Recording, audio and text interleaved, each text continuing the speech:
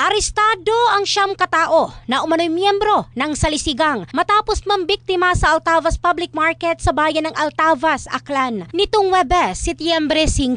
Sa panayam kay Police Captain Ryan Batadlan, hepe ng Altavas PNP, sinabi nito na isang negosyante ng naturang merkado publiko ang nag-ulat na nanakaw ang kanyang bag na may lamang 20,000 pesos na cash. Agad namang rumesponde ang mga pulis at naaresto ang 5 babae at 4 na lalaking sospek sa tulong na rin ng mga barangay tanod at mga residente. Nabatid na mula sa Luzon ang mga sospek, ngunit nakikipag-ugnayan pa ang Altavas PNP sa himpilan ng pulisya sa mga lugar na pinanggalingan ng mga ito para alamin ang kanilang background at buong pagkakakilanlan. Samantala, ayon kay Police Staff Sergeant Richard Villar, investigador ng kaso, nakita umano ng mga residente ang pagbaba ng mga sospek mula sa isang sasakyan at pumasok sa pampublikong pamilihan. Nagkunwaring namimili hanggang sa na-distract ang biktima at ninakaw ang bag nito na nasa mesa. Kaagad din na nakatanggap ng tip ang pulisya hinggil sa mga sospek at naharang ang mga ito ng mga otoridad. Desididong magsampa ng kaso ang biktima. Nakakulong na ngayon ang mga sospek habang hinihintay ang pagsasampa ng kaukulang kaso. In the heart of changing lives, ito si Michelle Craste ng Brigada News Philippines, the Music and News Authority.